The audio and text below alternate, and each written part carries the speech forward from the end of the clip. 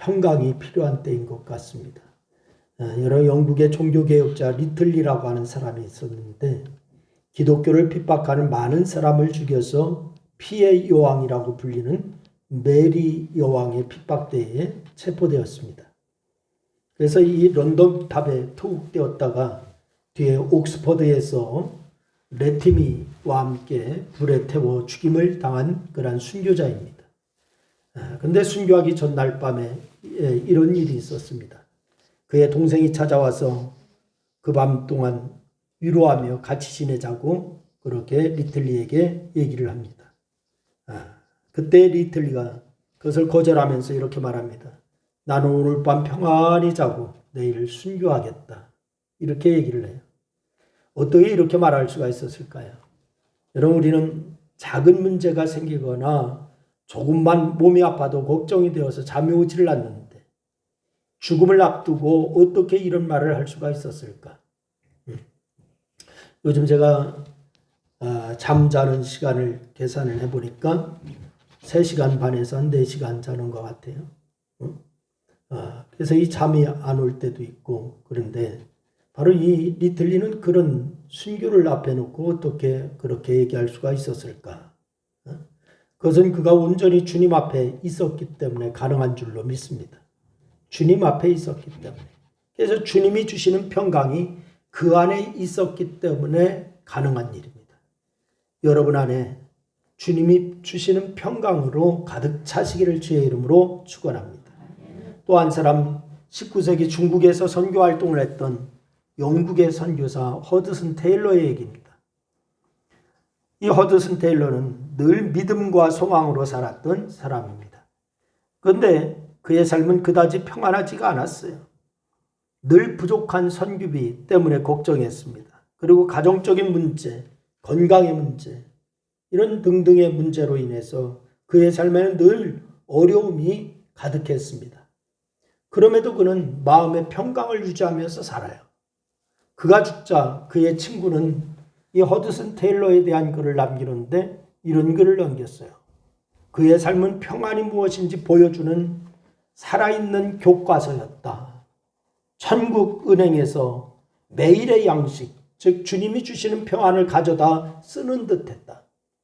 주님이 동요하지 않고 성령님이 화내지 않는 일에는 그도 전혀 동요하지 않고 화내지 않았다. 삶의 문제가 있거나 매우 심각하거나 다급한 순간에도 그는 예수 그리스도의 평강을 소유했었다. 그는 좀처럼 서두르거나 신경을 곤두세우거나 속으로 원통해하지 않았고 그는 모든 명철을 뛰어넘는 평안을 알았고 그 평안이 없으면 살지 못함도 알았기 때문이다. 이렇게 얘기했어요. 여러분, 이 두 가지 이야기를 통해서 우리가 깨닫는 것이 있습니다. 주님은 우리에게 참 평안을 주시는 분이시다라고 하는 사실입니다. 여러분 믿으십니까? 주님께서 우리에게 참 평안을 주세요. 평안을 너희에게 준다라고 주님이 말씀하세요. 그래서 주님은 우리에게 참 평안을 주시는 분이라고 하는 사실, 사람들은 모두 평안을 원해요. 이 시대도 마찬가지고 전 세계의 모든 사람이 다 평안을 원할 거예요. 그러나 사람들이 평강을 구하여도 평강이 없습니다. 평강을 구하여도 평강이 없어요. 오히려 염려와 걱정과 근심만 가득한 그런 세상을 살고 있는 것을 보게 됩니다. 그런데 오늘 본문 24절 말씀에 보면은 여호와 샬롬이라고 하는 말이 나와요. 여호와는 평강이다 라고 하는 그런 말씀입니다. 다 같이 한번 따라합니다. 여호와는 평강이다. 이스라엘에 가면은 다 인사가 샬롬입니다. 샬롬. 평강을 기원하지요. 그래서 이 샬롬은 이스라엘 사이에서 전쟁의 대립 개념으로서 쓰는 말이었어요. 평화, 평안, 평강, 뭐 이런 의미인데 히브리의 여호와 샬롬, 단순히 전쟁이 없다라고는 소극적인 상태가 아닙니다. 적극적으로 그 무엇에 의해서도 저해되는 일이 없는 개인이나 아니면 공동체 생활에 있어서 정신적으로나 물질적으로나 육체적으로나 모든 것으로 자유하고 완전한 그런 충분한 상태, 이것을 말할 때 샬롬 이렇게 얘기하는 거예요. 여러분, 그래서 이스라엘 사람들은 인사를 할 때 샬롬이라고 이렇게 얘기를 해요. 그래서 이스라엘의 그 우리나라의 가요처럼 부르는 노래가 있는데 샬롬이라고 하는 노래가 있어요. 샬롬 샬롬. 우리 한국 사람들도 많이 알려져 있는 그런 노래죠. 이 샬롬이라고 하는 노래를 많이 해요. 우리는 과거에 인사를 할 때에 어떻게 했습니까? 어른들이 인사를 할 때에 아침에 보면 식사하셨습니까? 이렇게 인사했어요. 식사하셨습니까? 진지 드셨습니까? 이런 말을 많이 했어요. 왜 그럴까요? 왜 그렇게 인사했을까요? 먹고 사는 것이 어려우니까. 먹고 사는 것이 어려우니까 진지 드셨습니까? 식사하셨습니까? 이렇게 인사를 했어요. 그래서 그 인사 가운데 서로 밥 먹는 문제가 해결되기를 바라는 마음으로 그렇게 인사한 거예요. 당신 굶지 말고 먹고 사는 것이, 좀 밥 먹는 것이 해결되기를 원합니다. 이런 바람이 있었던 거죠. 그럼 요즘 어떻게 인사합니까? 요즘은 안녕하세요. 또 많이 하는 인사가 있어요. 건강하세요. 건강하세요. 이런 인사예요. 왜 그럴까요? 지금의 화두는 먹는 거요, 건강이에요. 건강이에요. 그러니까 건강하세요. 이렇게. 그럼 왜 이스라엘의 인사는 샬롬일까요? 이스라엘은 수없이 많은 전쟁을 치른 나라입니다. 그래서 한 통계에 의하면은 우리나라가 크고 작은 외침을 받은 것이 약 2,700회 정도 외침을 받았다고 그래요. 우리나라가요. 참 많습니다. 그런데 이스라엘은 그것의 몇 배가 될 겁니다. 늘 전쟁입니다. 그래서 인사가 샬롬이 되었어요. 늘 전쟁하고 늘 바로 다투고 이런 것이 있으니까 우리나라가 2,700회 정도 전쟁을 했는데 바로 이스라엘은 그 몇 배가 되니까요. 심지어는 나라까지 없어졌었으니까. 그래서 이 샬롬이라고 하는 인사는 큰 의미가 담겨져 있는 거죠. 바로 전쟁에 나가면 반드시 이기라고 하는 의미도 있습니다. 그래서 전쟁에 나가서 이기면 샬롬입니다. 지면은 샬롬이 아닙니다. 그래서 가정으로 또 부부가 결혼해서 아기를 한 10명 정도 낳고 행복하게 살면 샬롬입니다. 한두 명 낳는 것은 샬롬이 아닙니다. 그 나라는. 그래서 이 사업을 하면 반드시 돈을 벌어 성공해야 하고 그래야 샬롬이에요. 망하면 샬롬이 아니에요. 그러니 이 샬롬은 전쟁만이 아닌 모든 면에서 평강과 넉넉함이 있기를 구하는 그러한 단어. 그것이 바로 샬롬이라고 하는 인사입니다. 이스라엘 사람들은 평강하면 그렇게 이해를 하고 있어요. 샬롬 하면 그렇게 이해를 하는 거야. 그래서 우리 주님이 부활하셔서 제자들에게 하신 첫 번째 말씀이 뭔지 아십니까, 여러분? 요한복음 20장 19절 말씀에 보니까 이날 곧 안식 후 첫날 저녁 때에 제자들이 유대인들을 두려워하여 모인 곳에 문을 닫았더니 예수께서 오사 가운데 서서 이르시되 너희에게 평강이 있을지어다. 이렇게 예수님께서 부활하시고 제자들에게 가셔서 첫 번째 하신 말씀도 샬롬이었어요. 너희에게 평강이 있을지어다. 오늘 주님께서 여러분과 저에게 주님이 하시는 말씀이 여러분과 저에게 샬롬하기를 원하시는 줄로 믿으시기를 바랍니다. 그러면 오늘 본문으로 가서 이 샬롬을 살펴보면은 오늘 본문의 배경이 사사기 6장 1절 이후를 보면은 이스라엘 백성이 여호와께 죄를 짓자 여호와께서는 그들을 7년 동안 미디안 사람들의 지배를 받게 하셨어요. 죄를 짓자 7년 동안 미디안 사람들의 지배를 받아요. 그런데 이 미디안 사람들이 얼마나 잔인한지 이스라엘 사람들은 모두 산 속이나 동굴 같은 곳에 다 숨어 들어갔습니다.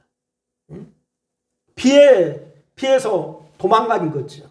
그래서 이 사람들이 이스라엘 사람들의 씨를 심어놓고 다 자랄 즈음에 쳐들어와서 아예 그 땅에 진을 치고 농작물을 다 거두어가고 뺏어가고 양과 소와 나귀를 모조리 약탈해가고 미디안 사람들이 그랬어요.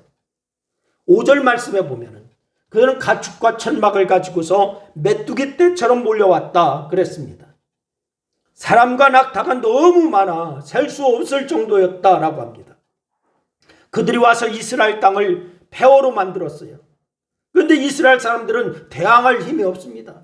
미디안 사람들이 막 쳐들어와서 다 뺏어가고 다 폐허를 만든다 할지라도 대항할 힘이 없어요. 그냥 다 빼앗기고 또 빼앗겼어요. 전혀 샬롬이 아니었어요. 그래서 이스라엘 사람들이 하나님께 자기들의 죄를 고백하고 회개하자 하나님은 한 사람을 택해서 이스라엘을 구원하시고자 하셨습니다. 그 사람이 바로 누구였느냐? 기드온이라고 하는 사람이었습니다. 누구라고요? 기드온. 그래서 기드온에 대한 소개가 사사기 6장 11절 말씀에 나오는 말씀이에요.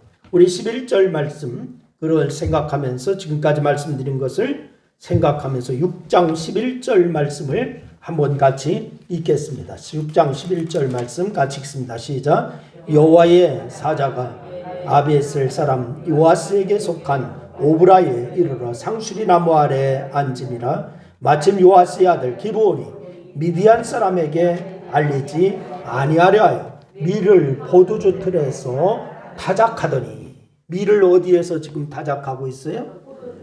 누구에게 들키지 않으려고, 미디안 사람에게 들키지 않으려고 포도주 틀에서 밀 타작을 하고 있습니다. 미디안 사람의 눈에 피해서 포도주 틀에서 밀 이삭을 지금 타작하고 있습니다. 한마디로 숨어서 먹을 것을 장만하고 있는 거예요. 그 사람에게 하나님의 사자가 12절에서 말합니다. 12절 말씀 같이 읽습니다. 시작. 여호와의 사자가 기드온에게 나타나서 이르되 큰 용사여 여호와께서 너와 함께 계시도다 하며. 지금 이 기드온은 지금 뭐하고 있습니까? 밀타작 어디에서? 포도주 틀에서. 왜 포도주 틀에서요? 미디안 사람에게 들키지 않으려고 숨어서. 그런데 여호와의 사자가 나타나서 기드온에게 뭐라고 얘기해요? 큰 용사라고 얘기하고 있어요. 그래서 기드온이 13절에서 하나님이 계시면 어떻게 이런 비참한 일이 일어날 수가 있느냐, 원망과 불신이 가득한 말을 하고 있습니다. 하나님 그런 말 말씀하지 마세요. 큰 용사라고요? 하나님이 계시면 어떻게 우리가 미디안에게 이렇게 그 고통을 당하고 이렇게 하고 있습니까? 그런 소리 하지 마세요 라고 얘기합니다. 그러자 여호와의 사자가 14절에서 말을 해요. 14절 우리 같이 읽겠습니다. 같이 시작. 여호와께서 그를 향하여 이르시되 너는 가서 이 너희의 힘으로 이스라엘을 미디안 손에서 구원하라. 내가 너를 보낸 것이 아니냐 하시니라. 내가 무슨 힘으로? 그런데 이 말을 들은 기드온이 15절에서 뭐라고 하는 줄 아세요? 내가 무슨 힘으로 무슨 재주로 그렇게 하냐는 거예요. 하나님 그런 말씀하지 마세요. 내가 무슨 힘으로요 미디안의 손에서 이스라엘을 구원할 수가 있습니까? 그런 말씀하지 마세요. 이렇게 얘기하고 있어요. 난 못한다는 거죠. 마치 누구와 같습니까? 기드온이 모세와 같아요. 하나님이 모세에게 내 백성을 구원해내라 하니까 나는 능력도 없고 말도 못하고, 그런데 어떻게 내가 그런 일을 해요? 하나님 그런 말씀하지 마세요. 이렇게 얘기하잖아요. 그런데 여러분 이것이 누구의 모습이냐? 바로 여러분과 저의 모습입니다. 하나님께서 일하라고 하는데 하나님 나 못해요. 내가 뭐 능력이 있어야지요. 내가 힘이 있어야지요. 난 못해요. 이러는 거예요. 하나님은 우리에게 평강을 주시고 승리를 주시고 세상을 이기게 하신다고 하지만은 나는 돈도 없고 능력도 없습니다. 이렇게 말을 합니다. 그래서 나는 망할 존재라고 말합니다. 실패할 존재라고 말합니다. 그런데 하나님의 사자는 그런 기드온을 포기하지 않으셔요. 16절 말씀에 보니까 이렇게 얘기하고 있습니다. 16절 같이 읽겠습니다. 시작. 여호와께서 그에게 이르시되 내가 반드시 너와 함께하리니 내가 미디안 사람 치기를 한 사람 치듯 하리라 하시니라. 미디안 사람 치기를 어떻게 친다고요? 한 사람 치듯 하리라. 그러나 그럼에도 기드온은 하나님을 믿지 못하는 표정을 보여달라고 합니다. 믿지 못하고 하나님 나 못 믿겠어요. 표정을 보여주세요. 하나님은 이런 기드온의 요청을 흔쾌히 예스라고 얘기합니다. 그래 내가 표정을 보여주지. 곧 기드온이 드린 제사와 제물에 대해서 불응답하세요. 그리고 하나님을 보았다고 두려워 떠는 기드온에게 여호와 샬롬이라고 말씀하고 있습니다. 왜요? 하나님을 보면은 반드시 죽는다라고 생각하기 때문에. 그래서 두려워하지 말아라. 샬롬해라. 이렇게 말씀하세요. 어쩌면 우리 모두는 다 이런 기드온 같은 사람입니다. 여러분같이 믿음도 없고 겁만 가득하고 염려와 걱정이 가득하고 심지어 믿음 앞에 비겁하기까지 하고 하나님 앞에 예배하려고 하다가 어떤 일이 생겼다라고 핑계나 대고 뭐 이러면서요. 여러분과 제가 기드온 같은 사람이에요. 그러나 기드온이 평강을 주시는 하나님을 믿고 나갈 때 하나님은 기드온과 이스라엘 사람들에게 평강을 주신 줄로 믿으시기를 바랍니다. 그러니 우리도 여호와 샬롬이라고 말씀하시는 하나님, 평강을 주시는 하나님 앞으로 나가기를 소망하여야 될 줄로 믿으시기를 바랍니다. 그런 평강을 주시는 하나님 앞에 나갈 때 어떤 일이 일어났어요? 왜 우리는 평강을 주시는 하나님 앞에 나가야 되는가? 여러분과 제가 왜 하나님 앞에 나가야 되나? 첫째는 우리가 평강의 하나님 앞으로 나갈 때에 하나님은 우리의 모든 형편을 알고 이해해 주시는 줄로 믿으시기를 바랍니다. 여러분과 저의 형편과 모든 것을 다 이해하시는 분이세요. 힘이 없다고요? 그것까지도 이해하십니다. 정말 나는 부족하고 지혜도 없고 보잘것없다고 다 아세요. 이해하세요. 우리는 기드온의 탄식을 들었어요. 기드온이 자신의 형편을 말하는 소리를 들었어요. 하나님이 계시면 어떻게 이럴 수 있습니까? 나 같은 것이 어떻게 하나님의 일을 합니까? 나는 아무것도 할 수 없는 사람입니다. 하나님 앞에 기드온이 그렇게 얘기했어요. 하나님은 기드온이 이런 사람임을 보셨고 이미 아셨어요. 모르는 것이 아니에요. 아셨습니다. 그래서 하나님께서 평강을 주신 거예요. 하나님이 여러분과 저를 나 자신보다도 나를 더 잘 아시는 분이신 줄로 믿으시기를 바라요. 여러분, 우리도 마찬가지라고요. 우리도 가진 거 없어요. 믿음도 능력도 없어요. 심지어 건강도 좋지 않아요. 그러나 주님은 우리의 그런 모습을 다 아시는 줄로 믿으시기를 바랍니다. 모르는 분이 아니에요. 그러기에 우리가 진정한 평강을 원한다면 먼저 주님 앞에 나와야 될 줄로 믿으시기를 바랍니다. 나의 부족함과 연약한 모든 모습을 인정하고 하나님 앞에 나와야 됩니다. 하나님은 그런 나를 책망하지 않으신다고요. 너 왜 그렇게 부족해? 너 왜 이렇게 지혜가 없어? 왜 그렇게 바로 앞뒤가 안 맞아? 뭐 하나님이 그렇게 책망하는 게 아니에요. 여러분과 저를 다 아시는 주님이세요. 오히려 그런 나를 안아주시고 격려해 주시는 분이 우리 아버지 하나님이신 줄로 믿으시기를 바랍니다. 그래서 이사야 55장 1절 말씀해 보니까 하나님이 뭐라고? 오라 너희 목마른 자들아 물로 나와라. 돈 없는 자도라. 너희는 와서 사 먹되 돈 없이 값없이 와서 포도주와 젖을 사라 라고 말씀하십니다. 무슨 대가를 갖고 하라? 뭐 형이 저 돈을 갖고 하라? 뭐 너의 능력을 갖고 하라? 하나님 그거 요구하시지 않아요. 우리의 모습을 우리의 형편을 아시고 이해하시기에 주님은 우리에게 이렇게 말씀하세요. 오라는 거예요. 다 와라. 그러니 우리는 낙심하거나 탄식하지 말고 하나님 앞에 나가는 것이 먼저인 줄로 믿으시기를 바랍니다. 두 번째는 하나님 앞에 나가면 하나님은 하나님의 방법을 동원하시는 줄로 믿으시기를 바랍니다. 우리는 내 방법만 생각하기 때문에 내 능력만 생각하기 때문에 내 처지만 생각하기 때문에 하나님 나 못해요 이러는 거예요. 그냥 지레나 나자빠지는 거예요. 그런데 하나님 앞에 나가기만 하면 내 방법이 아닌 하나님의 방법을 동원하시는 줄로 믿으시기를 바랍니다. 하나님의 방법으로. 여러분 공교롭게도 하나님이 기드온을 부르자 미디안을 중심으로 사람들이 이스라엘을 공격해 오기 시작했어요. 아니 미디안을 불렀으면 공격이 끝이고 그래도 좀 좋은 환경을 주시지. 거의 미디안을 이 기드온을 부르자마자 미디안이 공격해 옵니다.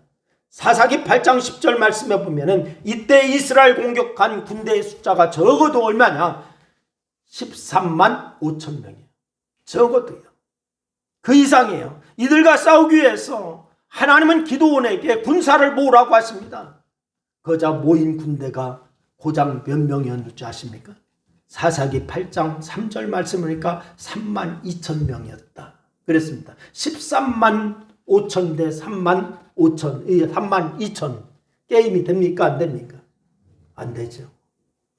이 숫자도 턱없이 모자란데. 근데 하나님은 겁내는 사람들은 또 거기에서 돌려보내래요. 겁먹은 사람들은 돌려보내라.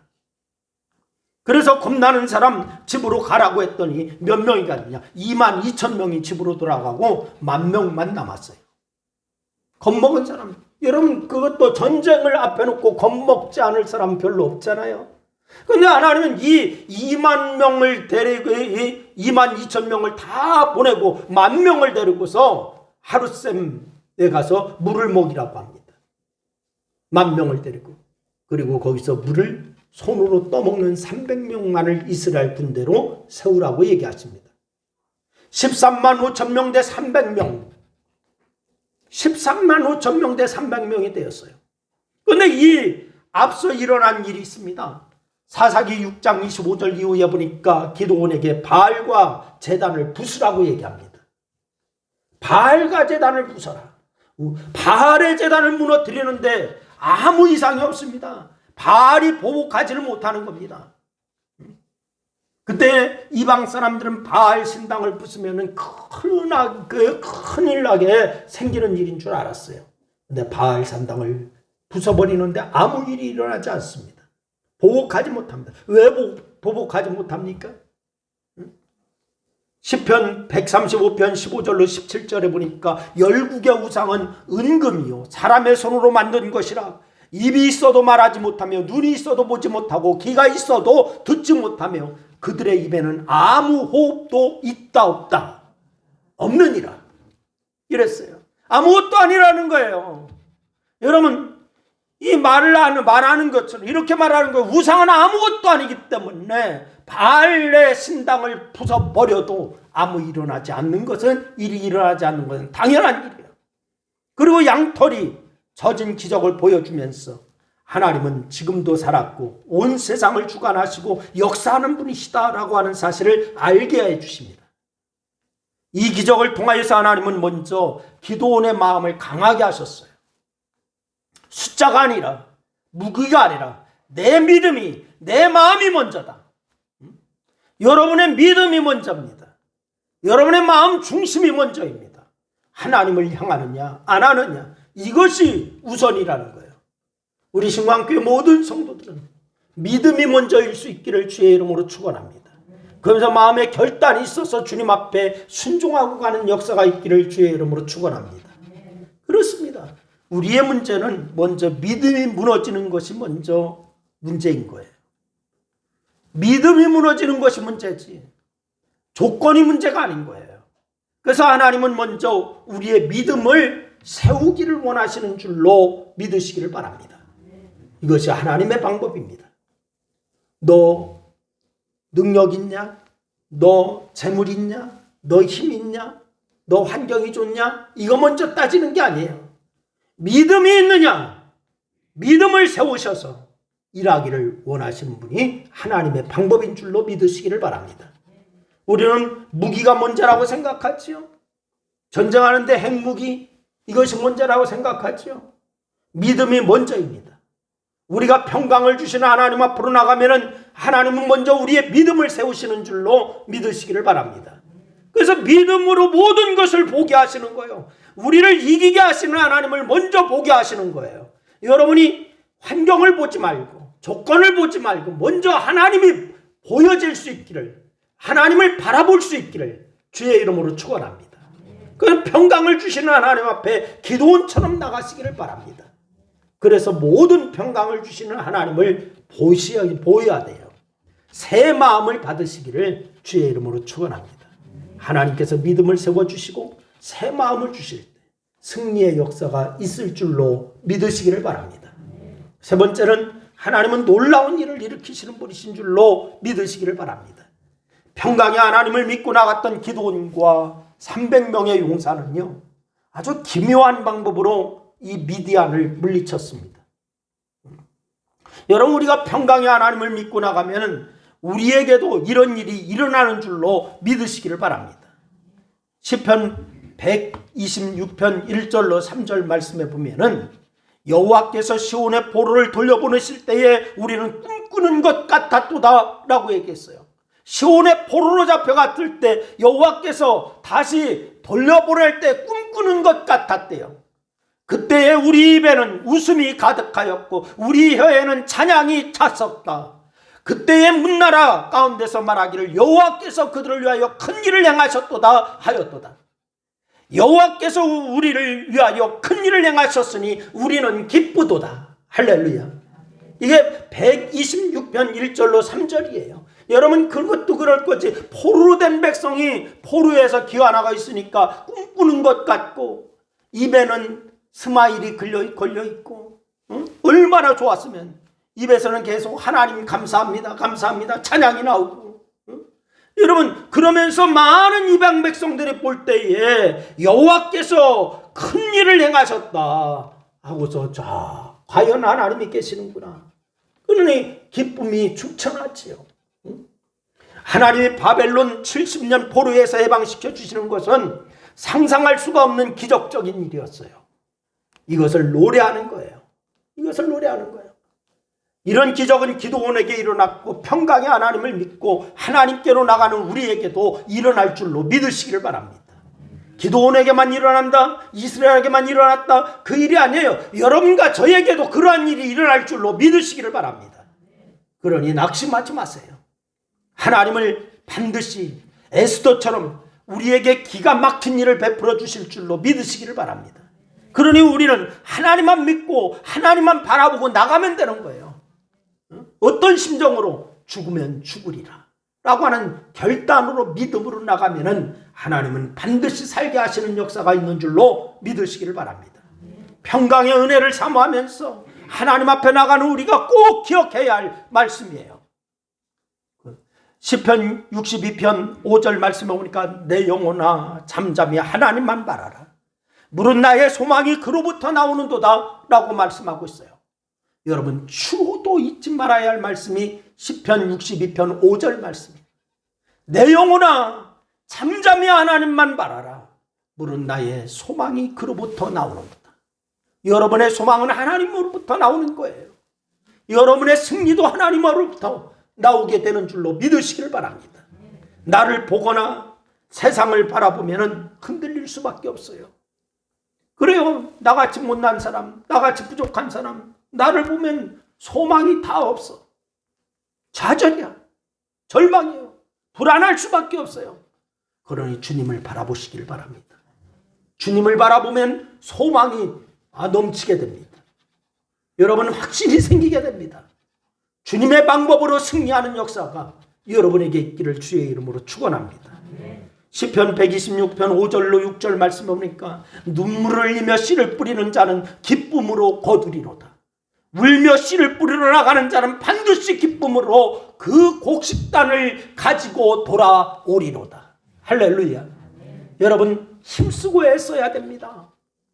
거두는 것도 그냥 거두는 게 아니에요. 여러분, 농사 짓는 사람이 계속 씨를 심어놓고 요즘요 풀이 얼마나 많이 나는지 풀을 볼 때마다 뽑아줘야 그 곡식을 거둘 수 있어요. 한번 뿌려놓고 제가 친구들한테 밭에다가 한번 심어놓고 수확작물로 그냥 한번 심어놓고 거둘 수 있는 게 있냐 하고 내가 농담 겸 진담 겸 물어봤어. 그러니까 아예 하지마 이러더라고. 아예 하지마 그러더라고. 여러분, 하나님을 바라보며 씨를 뿌리시기를 주의 이름으로 축원합니다. 힘쓰고 애쓰시기를 바랍니다. 하나님께서 여러분의 눈물을 보고 거두게 해 주실 때가 있을 줄로 믿으시기를 바랍니다. 그래서 바로 하나님 앞에 나가는 역사, 하나님 앞에 믿음의 역사를 보여주고 또한 여러분을 세워주시는 하나님의 역사를 경험하여 하나님이 나와 함께 하셨습니다 고백하는 그런 역사 가운데 영광을 아버지 앞에 돌리고 이 땅에서 많은 백성들이 여러분을 보고 이제 부러워하고 주님 앞으로 돌아오는 역사가 있게끔 그렇게 할 수 있기를 주의 이름으로 축원합니다. 기도하겠습니다. 하나님 아버지, 은혜와 사랑을 고맙고 감사합니다. 오늘도 주께서 우리에게 함께하여 주셔서 감사합니다. 믿음의 역사가 있게 하여 주시고 믿음으로 승리하게 하여 주시기를 원합니다. 기도원에게 함께하신 아버지, 우리에게 함께하시는 줄로 믿습니다. 우리 신광교회가 날마다 주를 바라보며 전진하는 역사가 있게 하여 주시고 오직 그리스도 예수 안에서 하나님의 영광만을 나타내 보이기에 부족함이 없도록 하나님 역사하여 주시옵소서.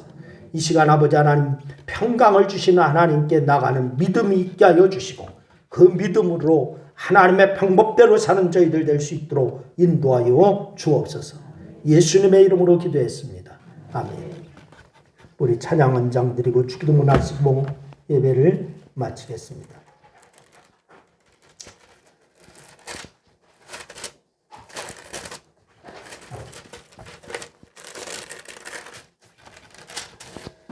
(412장) 찬양 같이 드리겠습니다. 412장 찬송입니다.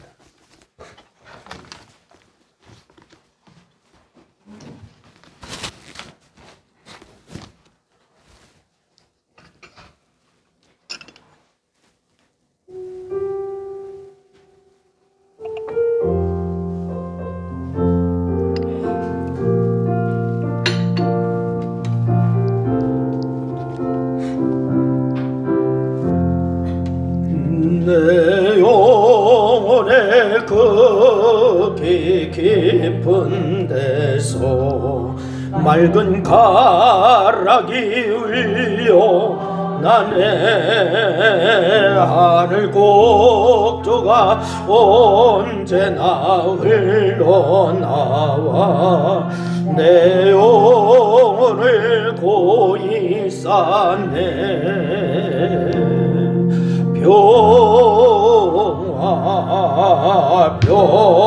평화로다 하늘 위에서 내려오네. 그 사랑의 물결이 영원토록 내 영혼을 덮으소서. 내 마음속에 솟아난 이 평화는 깊이 묻힌 보배로다. 나의 보화를 캐내어 가져갈 자 그 아무도 없으리라.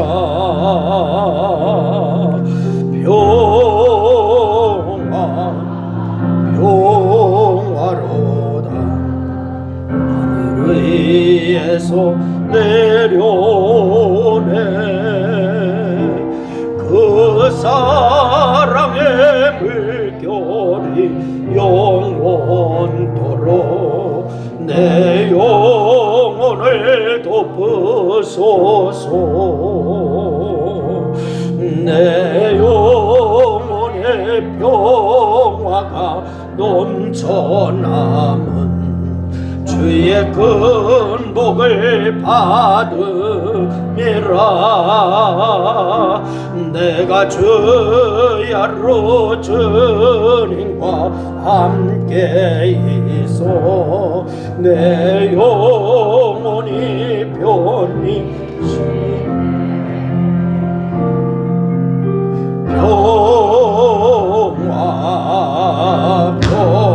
평화로다 하늘 위에서 내려오네.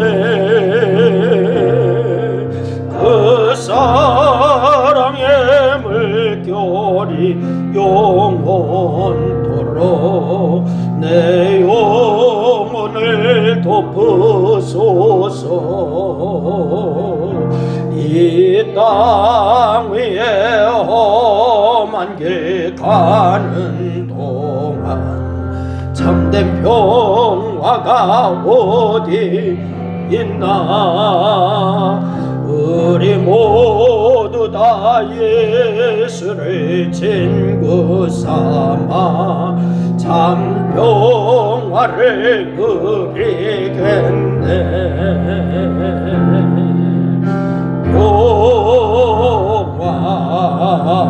평화로다.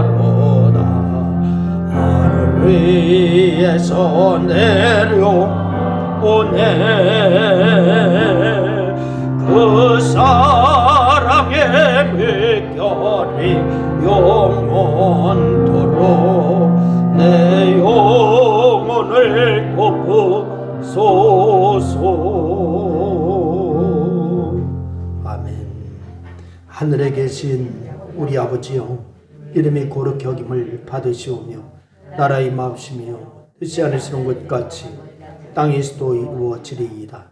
오늘날 우리에게 일용할 양식을 주옵시고 우리가 우리에게 죄인자를 사는 것 같이 우리 죄를 사여 주옵시고 우리를 시험에 들게 하지 마옵시며 다만 악에서 구하옵소서. 나라와 권세와 영광이 아버지께 영원히 싸움나이다. 아멘.